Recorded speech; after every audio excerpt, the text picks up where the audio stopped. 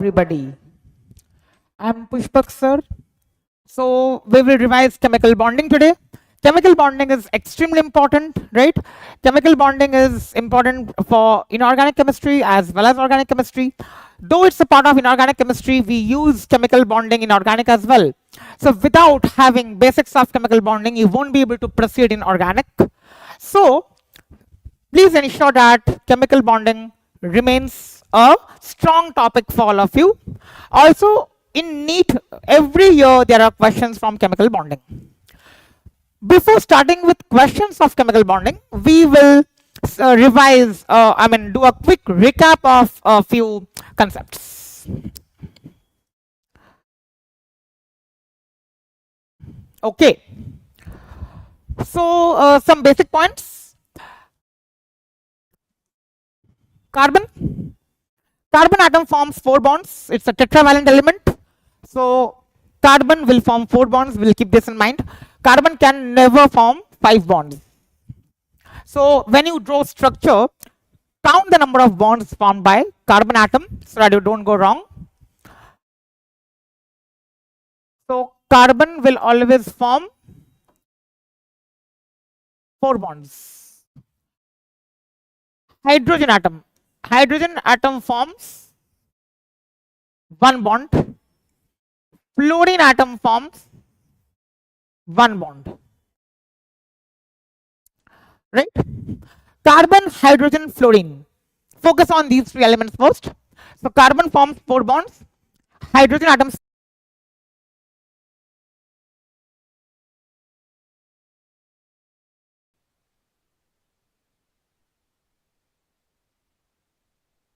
Okay, now some more common elements which we will deal with are nitrogen, very common. Okay, now see, oxygen forms 2 bonds usually. Oxygen forms 2 bonds usually, however, it can form 3 bonds depending on the structure of the molecule, and also it can form 1 bond, that means single bond. So usually we'll say that oxygen forms 2 bonds, but its maximum covalency is 3, which means the maximum number of covalent bonds formed by oxygen is 3. Nitrogen atom. Usually nitrogen atom forms 3 bonds. However, it can form 4 bonds as well. So the maximum covalency of nitrogen atom is 4, and we can see in some cases that nitrogen is forming 2 bonds. So depending on the number of bonds formed by the atom, we will assign formal charge on it, right? So let's do a quick recap of formal charge for oxygen and nitrogen. So if oxygen forms 1 bond, then formal charge is -1.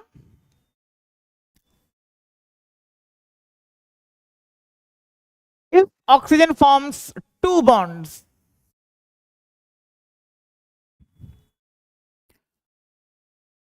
then its formal charge is 0.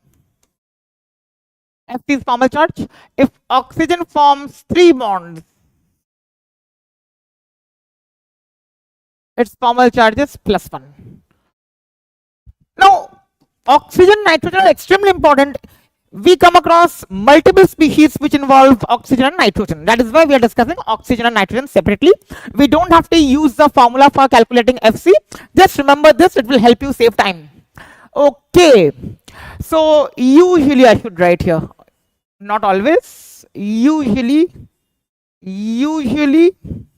But again, depending on the formal charge, depending on the structure, we can always see that what is the formal charge, what is the number of bonds formed, but usually we will say that oxygen forms 2 bonds and nitrogen forms 3 bonds. So what is the maximum number of bonds formed by oxygen? It is 3.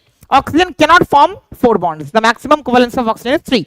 So for nitrogen, the maximum covalence is 4. Nitrogen cannot form 5 bonds. That is why we are saying the maximum number of bonds formed by nitrogen is 4. Alright. Now see, for fluorine and hydrogen, remember that irrespective of the molecule, hydrogen will always form one bond. Irrespective of whatever happens, irrespective of what the charge on the overall species is. Likewise, for fluorine also you have to keep in mind that fluorine always forms one bond, single bond. Okay. Okay, now similarly for nitrogen. If nitrogen forms two bonds,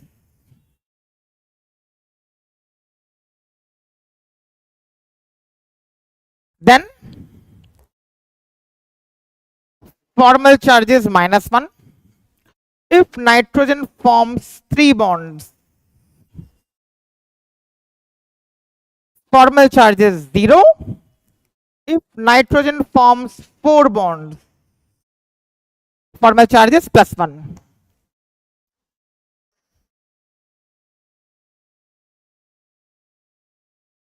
Again, for nitrogen and oxygen, keep these points in mind so that we don't have to use the formula for calculating formal charge.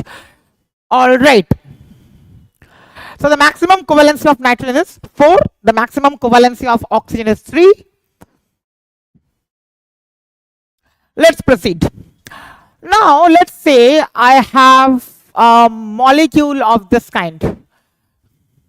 Now here I'll say there's a double bond between carbon and oxygen. Again, with this oxygen atom, carbon has formed a double bond. Now what we have to keep in mind is, if there's a double bond between two atoms, then one double bond means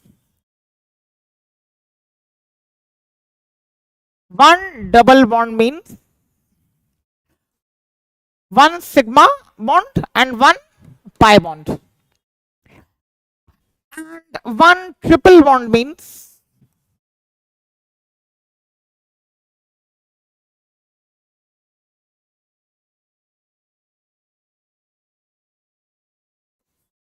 one sigma bond and two pi bonds. Very, very important. Again, we will be required to use these concepts multiple times in inorganic as well as in organic. So now coming back to this molecule, so this is one sigma, then this one will be pi. Similarly here one sigma and one pi. Right? Okay. So if I have this molecule, if this is a structure drawn, then this is sigma, right? This is a triple bond, so a triple bond has one sigma and two pi bonds. So this is one sigma, this one is pi, and let's say this one is again pi. So one triple bond consists of one sigma bond and two pi bonds. One double bond consists of one sigma bond and one pi bond. Very, very important. All right.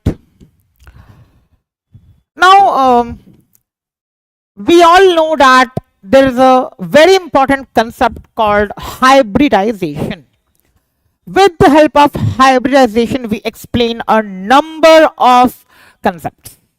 And we explain various structures, we explain the bonding, right? So hybridization is extremely important. So let's revise hybridization.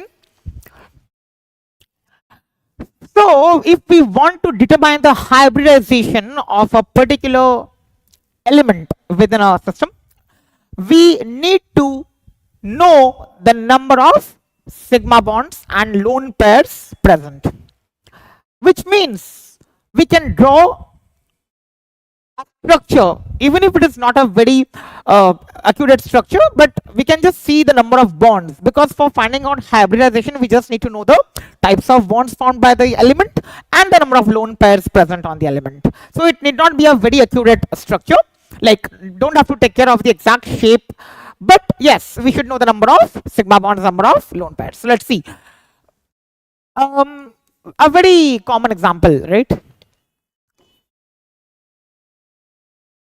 Let's say I have this molecule. This is CH2Cl2. Carbon forms 4 bonds, hydrogen forms single bond, and accordingly I have drawn the structure of CH2Cl2. Now, if I'm interested to find out the hybridization of carbon in this species, then how do I find out? Like I said, we need to know the number of sigma bonds and lone pairs present on the element being considered. So here we are talking about carbon atom. So we will count the number of sigma bonds formed by carbon atom, and also we'll see the number of lone pairs present on carbon atom. How many sigma bonds are present here? This is one sigma, this is another sigma, this is another sigma, and this is the last sigma bond. So there are 4 sigma bonds formed by this carbon atom. All right. How many lone pairs are present on carbon atom? Now see, carbon has 4 valence electrons. All 4 valence electrons have been used up in formation of bonds, which means there is no electron left, or there is no non-bonded electron. So there is no lone pair, and so I'll say the number of lone pairs on carbon is 0. Whenever carbon forms 4 bonds, there will be no lone pair on carbon. Steric number is Sn. Steric number. So what is this? This is equal to number of sigma bonds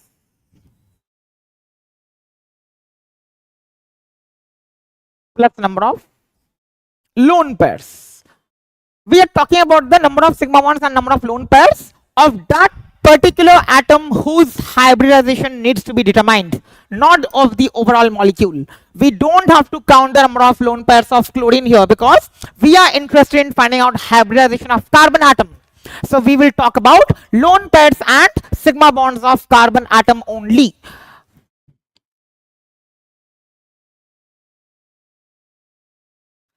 Number of lone pairs, I'll write LP for lone pairs, right? So steric number is defined in this manner. So what is steric number? Steric number is equal to number of sigma bonds plus number of lone pairs of the element. How many sigma bonds have been formed? Just now we discussed 4. There is no lone pair, so 4 plus 0, 4. Steric number is equal to 4. Whenever the steric number is equal to 4, hybridization is sp3. So I'll say here, this carbon atom is sp3 hybridized. So what does this mean? This means that if steric number is equal to 2, hybridization will be equal to sp.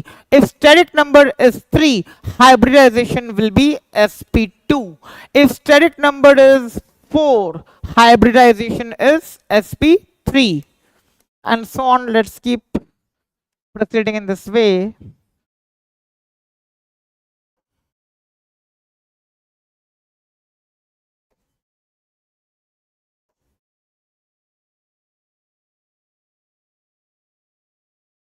All right. So depending on the steric number, we can find out hybridization. So this is a column for hybridization, and this is the column for steric number.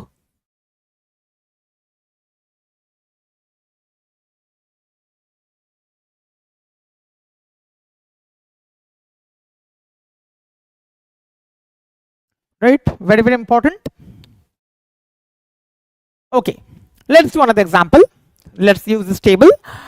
So if I want to find out the hybridization of sulfur in SO2, let's say I want to find out the hybridization of sulfur in SO2.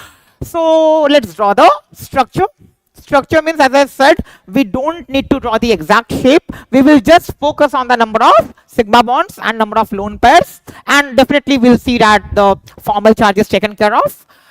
So central atom is sulfur, the surrounding atoms are oxygen here. Whenever you start drawing a structure, start putting single bonds so that you feel more confident, and then you can proceed further. In the beginning, always put single bonds. Don't think about double, triple bonds in the beginning. Start with single bonds when you draw a structure. So now see, I have put a single bond here, I have put a single bond there, which means now I have to start worrying about the double, triple bonds. I have to start thinking about the lone pairs. I have to start thinking about the formal charge and all these things. So at first I have drawn the single bonds. Okay, so sulfur belongs to group 16 of periodic table. Hence, it has 6 valence electrons, right? Now, out of 6 valence electrons, already 2 electrons have been used up in formation of bonds, right? Here, 1 electron has been used up, And here one electron of sulfur has been used for forming this bond. Okay. Also, we know, we have discussed a few minutes back that when oxygen forms one bond, then there is a formal charge of -1 on it. So if I leave this in this state, that means I have to put this. Now this doesn't make sense because there is no charge on this. If we look at this, it is neutral, right? Which means this is not the correct structure. Okay. Now we also know that oxygen usually forms two bonds. Let us put another bond here and let us put another bond here. Now see, here oxygen has formed a double bond, which means the number of bonds formed by this oxygen is 2. Similarly, the number of bonds formed by this oxygen is 2. Okay, and the moment oxygen forms two bonds, there is no formal charge on it. In other words, we say that the formal charge is 0 on oxygen. Okay. Coming back to sulfur, so oxygen has been discussed in detail. So we know that now we will not put any further bond for oxygen. Coming back to sulfur, so sulfur has 6 valence electrons. Now if you see 1, 2, 3, 4 valence electrons of sulfur have been used already, which means 2 electrons are not used for bonds. 2 electrons are not used means I will say there is one lone pair. So one lone pair means these are the 2 electrons which have not taken part in formation of bonds, and hence I will say now the structure is complete. Oxygen has formed double bond. Each oxygen atom has formed double bond, and this sulfur atom has formed 4 bonds in total, right? And there's a lone pair on it. Lone pair means it is not taking part in formation of bonds. Why lone pair? Because already we know that 4 electrons have been used up. 6 minus 4 is 2, and 2 by 2 is 1. So we are finding out lone pairs, right? So the number of non-bonding electrons needs to be divided by 2. So there are 2 non-bonding electrons here. 2 upon 2 is 1. So I am seeing there is one lone pair. All right.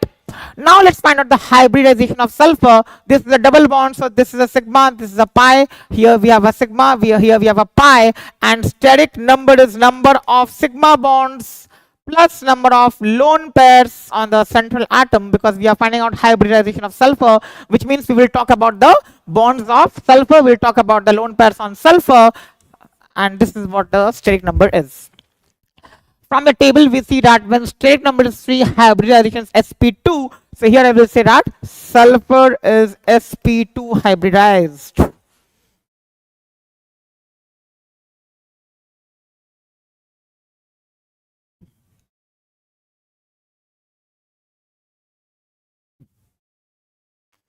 So in this way we can find out hybridization. Another important thing is, let's say, this is a very common type of question. Let's say we have a molecule of this sort. Okay. We have a molecule of this sort. And now we have been asked to find out the hybridization of every carbon atom. So it is very simple. For carbon, straight away we can use this concept that if there are 4 single bonds, which means all bonds are single bonds, then that carbon atom will be sp3 hybridized. If a carbon atom has formed one double bond and others are single bonds, then hybridization of carbon is sp2. If a carbon atom has formed a triple bond and a single bond, that means if there is only one triple bond formed by the carbon, hybridization of carbon is sp. And if there are 2 double bonds formed by a carbon atom, then hybridization is again sp. So let's use that concept here. So this carbon atom has formed only single bonds. Clearly you see that there is no double bond, there is no triple bond formed by this carbon, which means everything is single, because if there is a double bond it will be shown, right? If there is a triple bond it will be shown. Nothing is shown here. You just see one line here, which means this is a single bond, and the other single bonds which are not visible are obviously with the hydrogen atoms. We don't show the single bonds with hydrogen, right, in bond line structure. So I will say straight away, since all are single bonds, this is sp3 hybridized. Likewise, this carbon atom is again sp3 hybridized because all the bonds formed by this carbon atom are single bonds. Coming to this carbon atom has one double bond, so straight away using that trick, sp2 becomes a hybridization. Again, this carbon atom has one double bond, sp2 becomes a hybridization. This carbon atom has one double bond, so again we can say sp2 is the hybridization. This carbon atom has only single bonds, so this is sp3 hybridized. So without using steric number, directly we can use this concept of number of bonds formed if it is carbon. Because in organic you deal with carbon, so such structures are very common in organic chemistry, right? We are drawing bond line structures. All right, now let's say we have something of this sort. Okay, let's say we have this.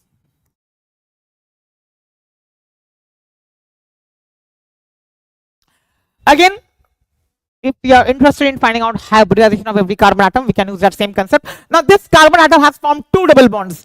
Two double bonds means straight away sp. Again two double bonds. So again the hybridization of this carbon is sp. Again two double bonds. So again the hybridization of this carbon is sp. Right? Okay. So hybridization is extremely important. We need to know the hybridization of every atom in a particular species. We will use the concept of hybridization so many times in inorganic as well as in organic. All right. So I hope hybridization is clear. Okay. Now there is a concept of this, that is planarity. There is a concept called planarity. That means sometimes they ask you which of the following molecules is planar or which of the following molecules is not planar. Right? Now what is the meaning of the word planar? So if a molecule is planar, it means that all the atoms present in the molecule lie in the same plane. So in the same plane everything is present, so then we say that the molecule is planar. And let's say we have a case wherein one atom is not in the same plane as the others, then the molecule is non-planar. So if all the atoms of a molecule are in the same plane, then and then only we will say that the molecule is planar or the species is planar. Now using the concept of hybridization, we can discuss planarity. Also apart from hybridization there are some more rules, but yes, we can say safely one thing: whenever the central atom is sp2 hybridized, then the molecule is planar. If the central atom is sp2 hybridized, then the molecule is planar, provided that there is no other sp3 hybridized atom present in the molecule, or there is no other type of hybridization involved in any other part of the molecule. So if the central atom is sp2 and if there is no other atom whose hybridization is sp3 or sp3d or something of that sort, then safely we can say that the entire molecule is planar. That is one thing. Another thing is, let's say we have something of this sort. If a molecule is of the form AB2 or A2B,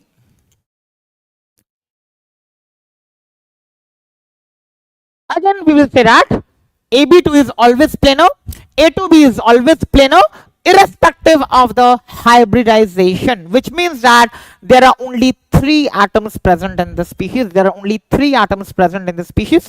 So if there are only 3 atoms present in the species, we will say that the species is planar. Okay. Then another concept is there. Whenever we have this, if we are talking about the particular shape now, if we have a molecule or a species whose shape is square planar, that means the entire species is planar. See, in the name of the shape itself you have this word, so it has to be planar, square planar. Also, if a molecule is of this shape, that is, if it is pentagonal planar, so again this is planar, the word planar appears in the shape, so again we will say that it is planar. So square planar is planar, pentagonal planar is planar, AB2 is planar, A2B is planar, and if central atom is sp2, or if let's say all the atoms are sp2 and if there is no other hybridization involved, then also that molecule is planar. Very, very important. Now let's say H2O. If I am asking you to comment, then what should you say? H2O is planar because it is of this form, A2B. I don't need to find out the hybridization here because already it is of this form, which means if the molecule is of this form or of this form, we need not determine the hybridization of central atom. Simply we'll say that it is planar because it's of this form or of this form. But yes, for other things, we have to check hybridization, we have to check the shape and then comment. Okay, so H2O is planar. Coming to, let's say, XeF4. X is xenon, XeF4. Now, is XeF4 planar? Now, we need to find out the hybridization shape and all these parameters. So, this is XeF4.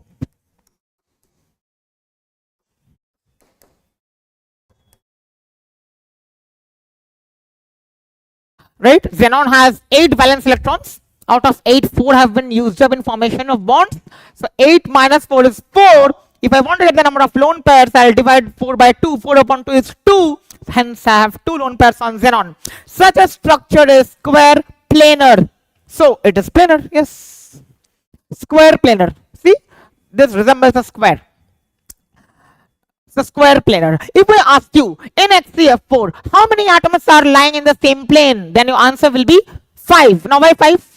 1, 2, 3, 4. And fifth one is xenon.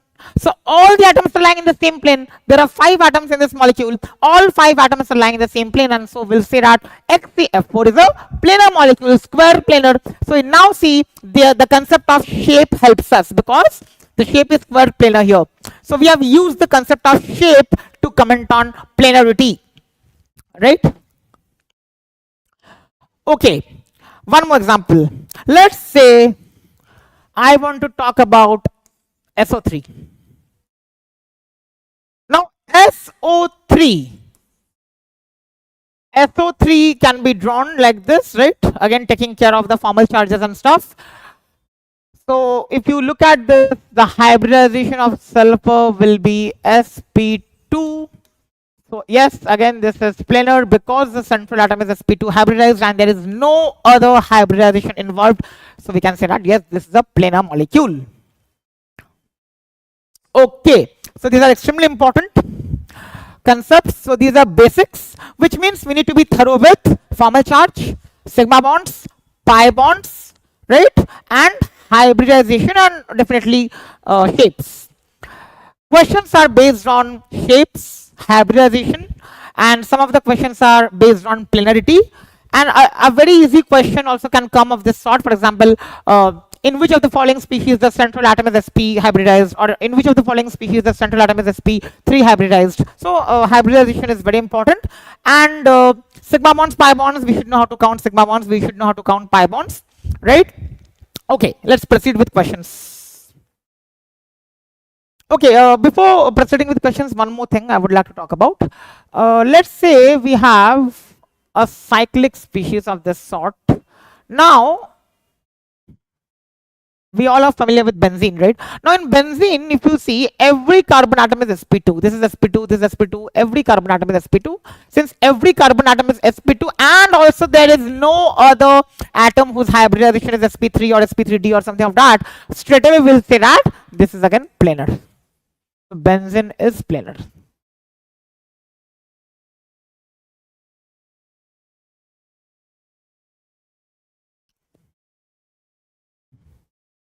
All right.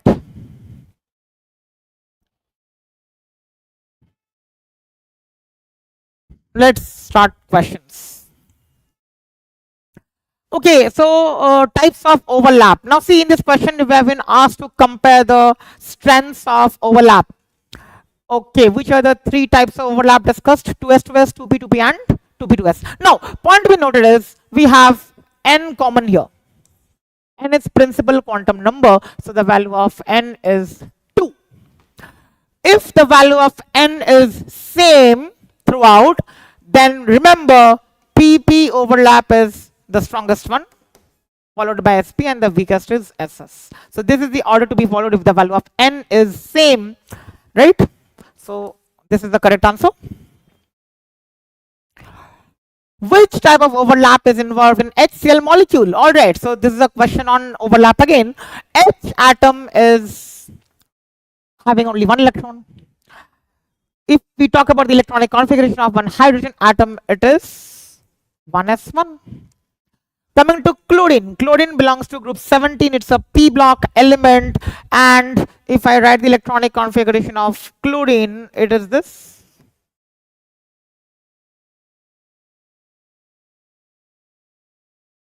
Right? The valence shell is the third shell, and hence we'll say that the p orbital will be involved in formation of bond, because if you look at this p orbit, p subshell, in p subshell you have 5 electrons. The maximum capacity of p is 6, but here we have 5, which means that here 1 electron is unpaired. And using the concept of VBT, we can say that since this is unpaired, this p orbital, because it is half filled, right? These are completely filled. So this p orbital can undergo overlap with this s orbital, which is again half filled, to form HCl molecule. So s orbital of H is undergoing overlap with p orbital of Cl. So it is sp overlap. Right? So this is S because S is spherical, and this is P, and this is a sigma bond formed. This is S and this is P. Which P is this? This p orbital is this. This p orbital which has only 1 electron, right? And this is the overlap. So this is the bond formed, covalent bond formed. So this is being discussed on the basis of VBT, right? Valence bond theory. So sp overlap. So this is P of chlorine, this is S of hydrogen. In the protonation of water, what is the change occurring? Okay, protonation means this. That is, the molecule will accept a proton. If the molecule accepts a proton, I will call that process protonation. If water undergoes protonation, we get H3O plus, right? Because H plus is called a proton. Now H2O. What is H2O? This is H2O. How many lone pairs are there on oxygen? There are 2 lone pairs on oxygen. Going by steric number, we will get steric number is equal to number of sigma bonds is 2, number of lone pairs is 2, 2 plus 2, 4. So steric number is 4, hybridization will be sp3. And the shape is bent, V-shaped. Either you call it bent or you call it V-shaped. Okay, now H3O plus. H3O plus is called hydronium ion, and we know the maximum covalency of oxygen is 3. So yes, oxygen has formed 3 bonds, and also we know that the formal charge is +1, and there is 1 lone pair on oxygen because it has formed 3 bonds. This is the formal charge. Again, this is sigma, this is sigma, this is sigma. This is 1 lone pair. So steric number of oxygen will be 3 plus 1, 4. Hybridization is sp3. Clearly we see that there is no change in hybridization of oxygen. So what is the change happening? So the shape of H2 is bent. The shape of this will be different. What is the shape of H3O plus? Isn't this similar to the shape of ammonia, right? Even ammonia is of this sort, right? In ammonia, the nitrogen is sp3 hybridized, and we see that there are 3 single bonds, sigma bonds formed by nitrogen in ammonia. So likewise here oxygen has formed 3 sigma bonds, and so the shape of H3O plus is same as the shape of ammonia molecule, that is called pyramidal, right? Trigonal pyramidal, or simply we say pyramidal. So the shape has changed from bent to pyramidal, which means the shape has changed. So option B is correct. There is no change in hybridization. Next question. Isostructural. This word is very common in exams. Iso means same. Isostructural means they have the same structure. Structure is also called shape, which means that we have to identify those species which have the same structure. Okay, isostructural. Let's see now. Now we have to draw the structures and find out, right? What is BF3? I mean, how is BF3 shown?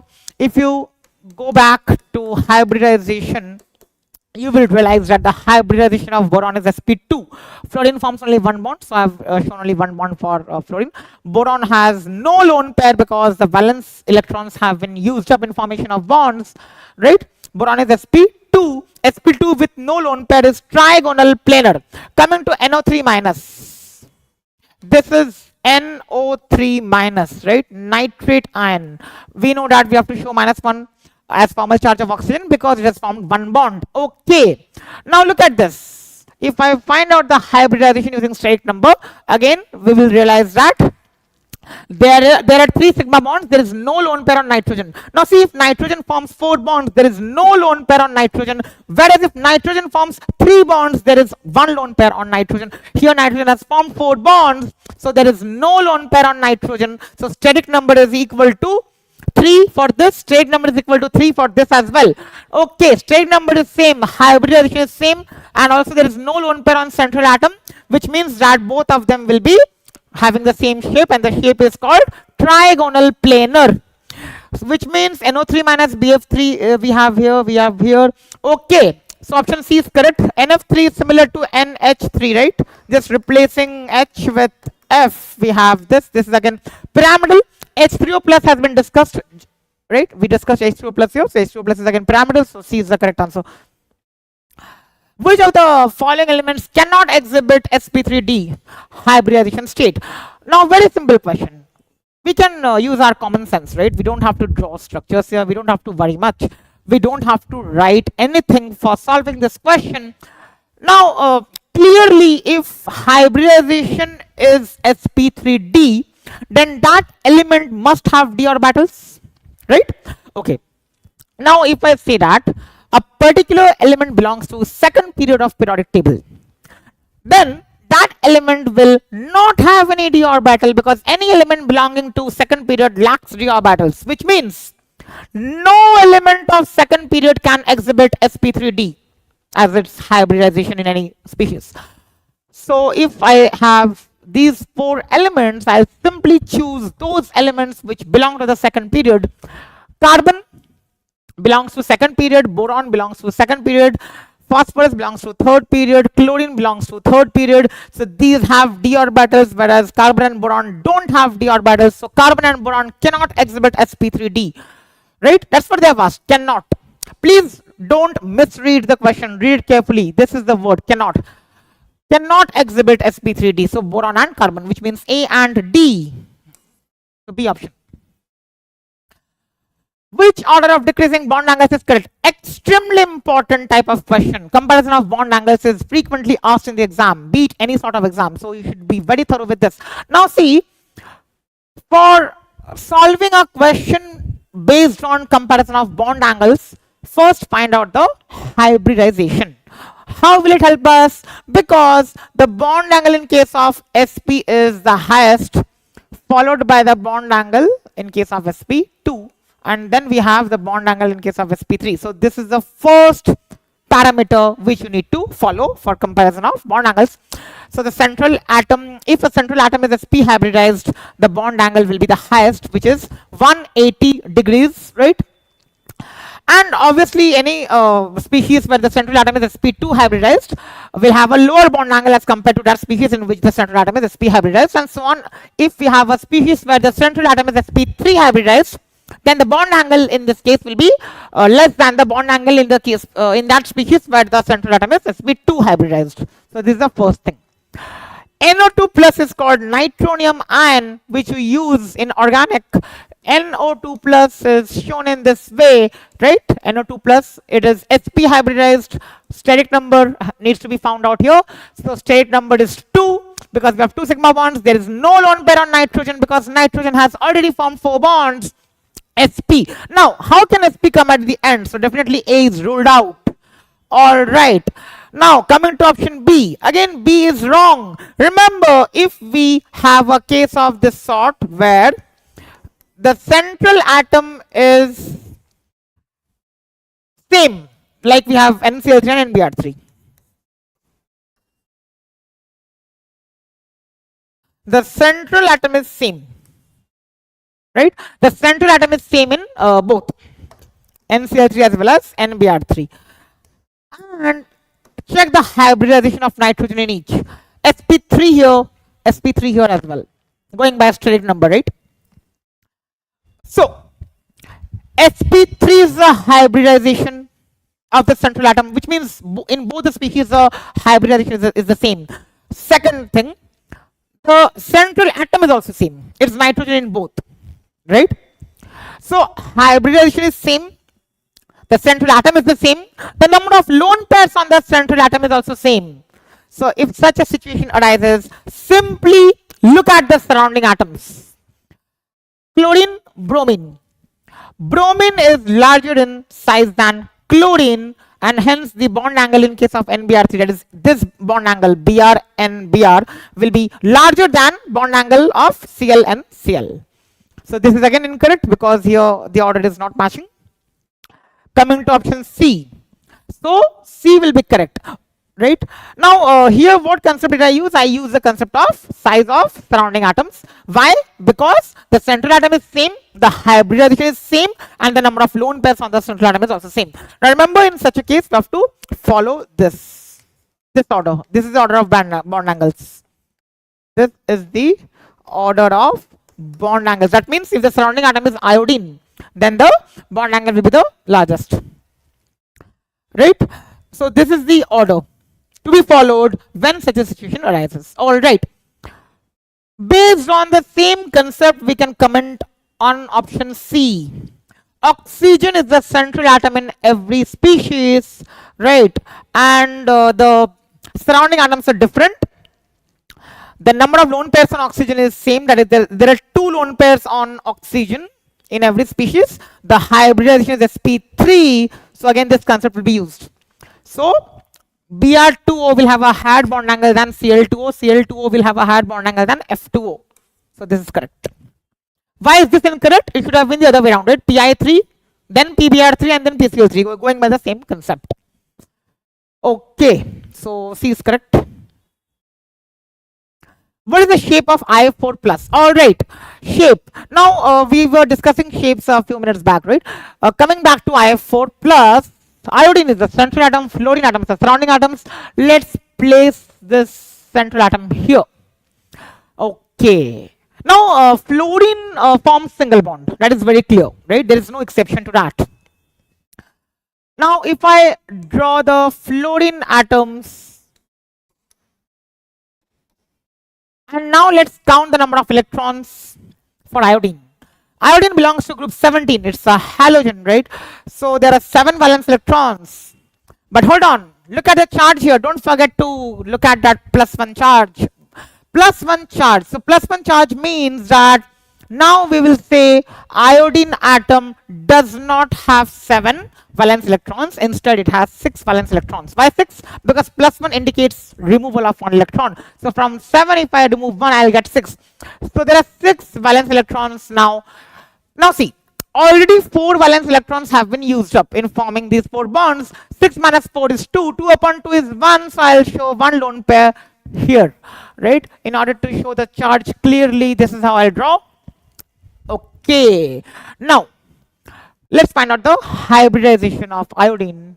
These are the 4 sigma bonds. This is 1 lone pair. Straight number of iodine will be 4 plus 1, 5. If straight number is 5, hybridization is sp3d. If hybridization is sp3d and there is no lone pair on the central atom, then we say that the shape is trigonal bipyramidal. But here we have 1 lone pair on the central atom. So the shape is not trigonal bipyramidal. The shape is seesaw. Seesaw. So seesaw is the answer. And now seesaw is also called distorted tetrahedral.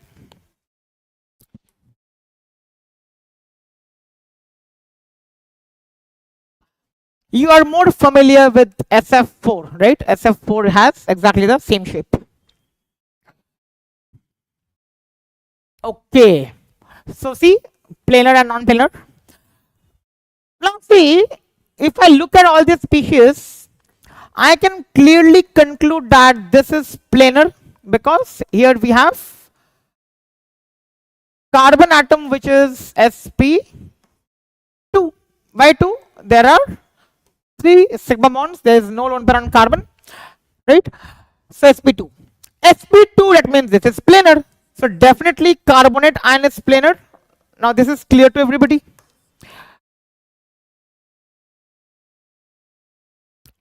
So sp2 is very useful. You see, the moment you see that it is sp2, you can comment that it's planar. So it's planar. Now they have asked to choose the non-planar species. All right, which means if in an option I have CO3 2 minus, then that option cannot be chosen because we have to choose that option which consists of only and only non-planar species, right? CO3 2 minus is present here, so this cannot be our answer. This cannot be our answer. This cannot be our answer. We are left with only one option, that's A. CO3 2 minus is not present. CO3 2 minus is planar. So this is how you can eliminate. Elimination technique is very useful in NEET. I did not find out details of all the species. I just saw that carbonate is present in B, C and D. Clearly B, C and D cannot be options, correct options, because carbonate is present, and hence we are left with only one option, which is A. So this is called elimination technique. I'm eliminating the other options in order to arrive at the final answer. Okay. Next question. Okay, interesting one. X is a compound in which the bond angles are exactly this. Now this value you must memorize. 109 degree 28 minutes is the bond angle if hybridization is sp3 and there is no lone pair on the central atom, and if all the surrounding atoms are exactly the same. So I'll repeat the three conditions. See, usually we all remember that yes, if the hybridization is sp3, then the bond angle is 109 degree 28 minutes. But that's incorrect, because even in case of water, the hybridization is sp3, but the bond angle of water is not 109 degree 28 minutes, because in water the central atom oxygen has lone pairs. So keep in mind that the bond angle will be 109 degree 28 minutes if hybridization of central atom is sp3. Also, if there is no lone pair on the central atom, and last but not least, if all the surrounding atoms are exactly identical. Let's check these options now. Chloromethane is what? Chloromethane is this. Chloromethane. Carbon tetrachloride is CCl4. Iodoform is CHI3. You come across iodoform in organic, right? Iodoform reaction. Chloroform is CHCl3. Now, if you look at these options, it is visible clearly that in CCl4, this carbon is sp3. There is no lone pair on carbon because carbon has found 4 bonds, and also all the surrounding atoms are exactly equal, which means the bond angle will be 109 degree 28 minutes. The point is, this cannot be your answer because all the surrounding atoms are not same. Likewise, this cannot be the answer because all the surrounding atoms are not same. This cannot be your answer because all the surrounding atoms are not same. So it is also equally important for us to mention that all the surrounding atoms must be identical. So here all the surrounding atoms are chlorine.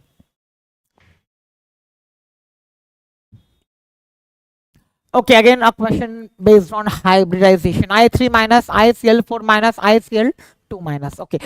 I3 minus, so I is the central atom, the surrounding atoms are also I. Now see, -1 charge is there, iodine belongs to group 17, there are 7 valence electrons. Add 1 because -1 means there is 1 extra electron. If I add 1 to 7, I get 8. 8 electrons need to be shown. Out of 8, 2 electrons have been used up here already in formation of these 2 bonds. 8 minus 2, 6 electrons. 6 electrons are not used. If I divide 6 by 2, I get 3, which means there are 3 lone pairs on this iodine. So 3 lone pairs can be shown, right, like this. And in order to indicate the charge, I must show like this. Okay. Now this iodine atom will have its hybridization as sp3d. How did I find this out? Just by using the concept of steric number. So number of sigma bonds and number of lone pairs, if you count, you will get 5. So steric number is 5, hence hybridization is sp3d. Look at this one. Isn't this similar to this? If I replace these 2 iodine atoms with chlorine atoms, I'll get ICl2 minus 1. So again, ICl2 minus 1 will be that species in which iodine is sp3d. So I have to choose that option where I see sp3d in the beginning and also in the end, right? There's only one such option here, which is B. sp3d in the beginning, sp3d in the end. So again, you see, I did not check the hybridization of iodine in ICl4 minus because this is the only option where in the beginning also I see sp3d and in the end also I see sp3d. There is no other option of that sort. Okay. So this is the answer. Next, polar. Polar means dipole moment is not zero. Non-polar means dipole moment is zero. Dipole moment is a vector quantity. So in order to find out whether a species is polar or not, we must draw the actual structure and then see the directions of the bonds. I mean the dipole moments of the covalent bonds, and then we will see whether the molecule is symmetrical or not. Okay, now see, SO3 is symmetrical. So definitely SO3 will be non-polar, but we have been asked to find out polar. So this cannot be the answer. So A is ruled out. CO2, again CO2 is non-polar. Clearly you can see that this is symmetrical species, right? So CO2 also is non-polar. PCl5. PCl5 is again non-polar. This is the structure of PCl5, right? So this is how the vectors cancel each other. And if I look at these three, then again we'll have like this, right? And again the angle is 120 degree here, 120, 120, 120, and if you take the vector sum of this, it will be 0. Hence PCl5 is again non-polar. So we are left with only one option, that is C. So PCl5 is non-polar, SO3 is non-polar, CO2 is non-polar, hence C is the only option which has no CO2, no SO3, no PCl5, right? So again elimination technique has been used to solve this question. Now see, instead of PCl5,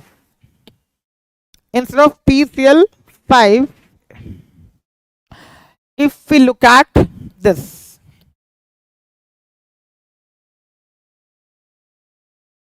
SF4.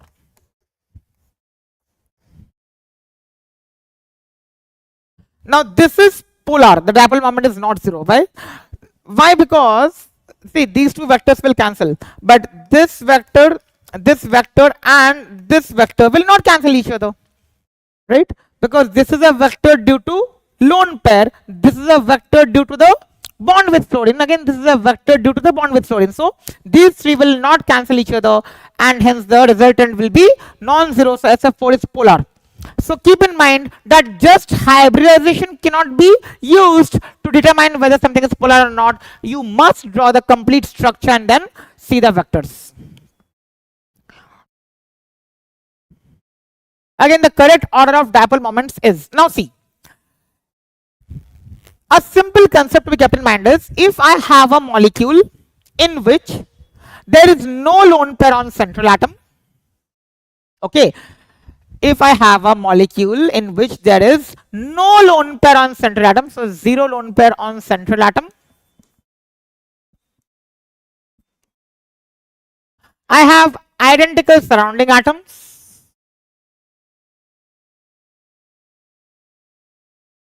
SA means surrounding atoms, right? Zero lone pair on central atom and all surrounding atoms are identical. If both of these conditions are met, then the molecule is non-polar, which means the dipole moment is 0.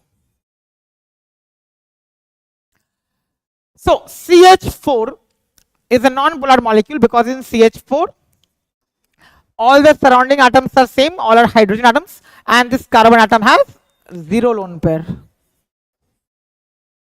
So CH4 is a non-polar molecule. CH4 has dipole moment equal to 0. If CH4 has dipole moment equal to 0, then definitely it should be the one in the beginning, because if you see, this is in increasing order, this is in increasing order, every option is in increasing order. So increasing order means from lowest to highest. The lowest possible value of dipole moment is 0. So this is the answer. Dipole moment cannot be negative, right? So the lowest possible value of dipole moment is 0. Which means this is the answer. There is no other option where CH4 lies in the beginning. So this is increasing order, and hence clearly I don't need to check any other option.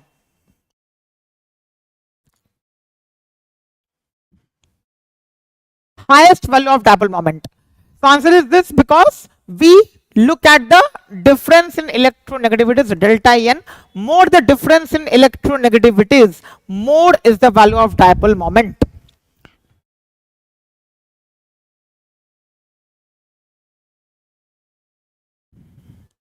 Paramagnetic. Now, molecular orbital theory.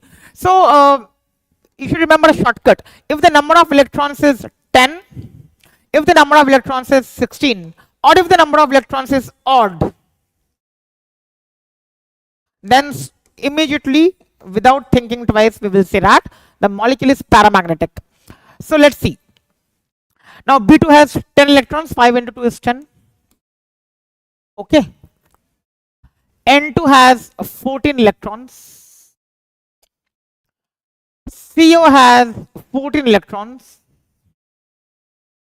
which means A and B cannot be our answers. C has to be paramagnetic because it satisfies this. So look for an option which has C but not A and B. Right? So this is the answer, C and D. So this is paramagnetic, this is paramagnetic. NO2 is nitrogen dioxide, so it's paramagnetic. Remember, NO and NO2 both are paramagnetic. Okay.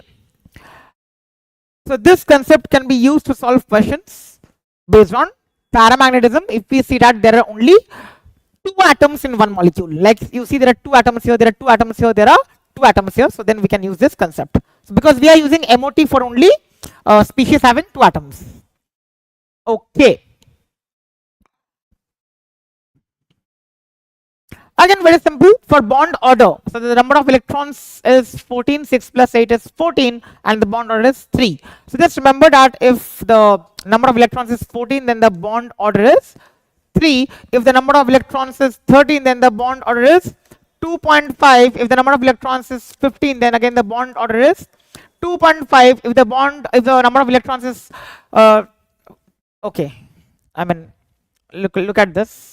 16. So if I'm increasing this side, okay, which means like this, right? So 14, if the number of electrons is 14, the bond order is 3. This is the highest value of bond order here, right? And then if I go one step below, so if I'm decreasing the number of electrons by 1, the bond order decreases by 0.5. So this is a shortcut which can help you find out bond order, and so on. So from 13 to 12, if I go again, the bond order decreases by 0.5. And from here, the bond order decreases by 0.5 again if I go from 14 to 15, and then from 15 to 16, if I go again, the bond order decreases by 0.5. So in this way, you can find out the bond order without using the actual formula of MOT. So 3 is the value of bond order here. MOT is molecular orbital theory. Next, N2O5. So we'll just draw the structure of N2O5, right? This is the structure of N2O5, dinitrogen pentoxide. Nitrogen has formed 4 bonds here, so formal charge has to be shown. Oxygen has formed 1 bond, so formal charge has to be shown. Now see, these 2 are coordinate bonds. Coordinate bonds are dative bonds. The others are normal covalent. So covalent and coordinate are present in N2O5. Remember one shortcut: whenever nitrogen atom forms 4 bonds, one of the bonds is coordinate. Whenever oxygen atom forms 3 bonds, one of the bonds is coordinate. Coordinate is dative, and then we will show in this manner. Intermolecular hydrogen bonds are not present in. Okay, if you look at this molecule CH3OCH3. Okay, now with this you cannot do anything, right? Because this H needs to be bonded to either F or O or N. If hydrogen atom is covalently bonded to F, O or N, then only that hydrogen atom can form hydrogen bond with O or F or N or Cl. So this A is none of these, right? Because if I draw the structure of dimethyl ether, then this H is not connected to any of these 3 atoms. it's connected to carbon. If you look at the hydrogen atoms present here, all the hydrogen atoms present here are connected to carbon, whereas the condition is what? If H has to form hydrogen bond with oxygen or nitrogen or fluorine or chlorine, then that H must be covalently bonded to F, O or N. So this does not have any intermolecular H bonding. Correct order of volatilities is, now what is this word telling us? Basically, boiling point comparison. BP is boiling point. More the boiling point, lower is the volatility. I repeat, more the boiling point, lower is the volatility. HF has the highest boiling point due to intermolecular H bonding. HCl has the least boiling point, which means the order of volatilities will be this, because more the boiling point, lower is the volatility. They have asked us to identify the correct order of volatilities. BP is boiling point, right? Acetic acid exists as a dimer in benzene due to, again, acetic acid is what? CH3COOH. Right? Another molecule, if you take dimer, means two molecules are joined. So again, you see, due to intermolecular H bonding, right? This H is bonded to O, and then H is being H has a dotted line with this O. That means there is intermolecular H bonding between H and O. So that condition is being satisfied, right? Okay. So B is the answer. Strongest hydrogen bonding is shown by. So this is the answer. There is no hydrogen bonding in H2S, right? Hydrogen sulfide is H2S. That condition is not being satisfied. So H2S is out. We will compare these three. Now see how to compare strength of hydrogen bond. Look at this. So let's say this is the scenario. This is the H bond. Dotted line is used to represent H bond. Now, if I have a situation where B is changing but A is same, then I will say that this is the strength. That means, so if B is N, then the H bond is the strongest. When will I say this? I will say this when A is same but B is changing. But if A is changing and B is same, A changes but B is same,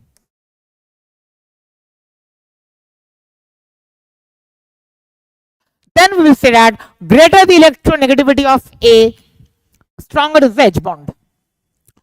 In this, what do we have? In this, we have same species. That means we have H2O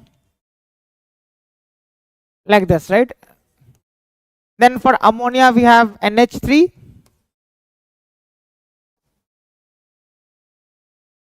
So in such case, we will say that when we have identical species, like both are belonging to the same compound, then we'll say that, then we'll simply say that greater the electronegativity of A, stronger is the H bonding. So answer is C option. So F is more electronegative, right? So here what is happening? F is B and here F is A. Similarly, in this second option, that is in B, N is A, N is B. In A, O is A, O is B. So always try to find out what A is and what B is. Soluble in water. This one is soluble in water because ROH is alcohol, and with ROH, water can form H bonding. So ROH can form hydrogen bonds with water. So between H2 and ROH there is intermolecular H bonding. When with water intermolecular H bonding is formed, the substance becomes soluble in water. Most covalent halide is, okay, this is a concept of Fajan's rule, right? Most covalent halide. Most covalent character means you look at the cation, you look at the anion. If you look at these four options, the cation is same, Al plus 3 everywhere. Anions are different. Most covalent is this. Why? Because larger the size of anion, more is the covalent character. Smaller the size of cation, more is the covalent character. This is Fajan's rule. Now, most stable carbonate. Most stable carbonate means most thermally stable. That means it is resistant to heat. That means if you heat it, it will not decompose easily. So, whenever we are talking about thermal stability of carbonates, I mean, if the anion is carbonate or nitrate or hydroxide, right, or sulfate, for all of these, we will say that if size of cation is large, the thermal stability is more. So if you see, the largest cation here is barium 2 plus, right? So most thermally stable will be D. So remember this, for all these anions, thermal stability is directly proportional to size of cation.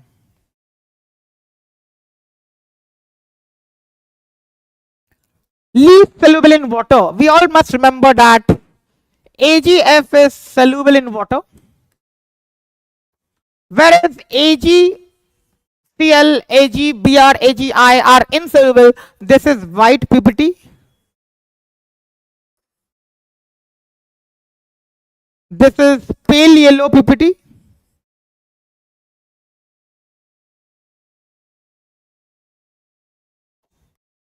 This is bright yellow PPT. Now PPT means insoluble. PPT is what? Precipitate, right? So if it is insoluble, it will form a precipitate. So all these three are insoluble in water. This is soluble. But out of these three, the most insoluble is AgI. So least soluble means most insoluble. So D is the answer. Now see again. Decomposes on heating means it is thermally less stable. Thermally less stable. So let's go back to that concept. For all this, thermal stability is more if the size of cation is more. That means if the size of cation is small, then thermal stability is low. If thermal stability is low, that means it will decompose easily on heating.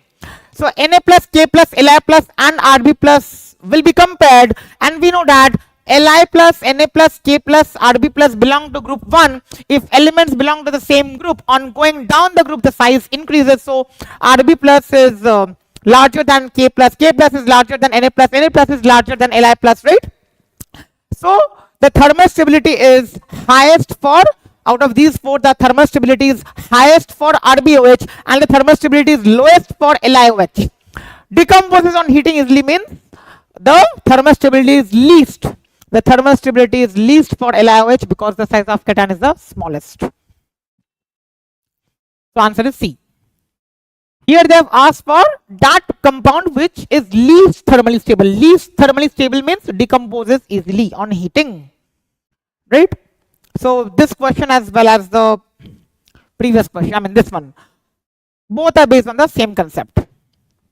But here they had asked us to find out the most stable compound, and here we have been asked to find out the least stable compound. Okay. Thank you. Hope you enjoyed the session. So keep revising chemical bonding. Chemical bonding is extremely important. All the best. See you soon.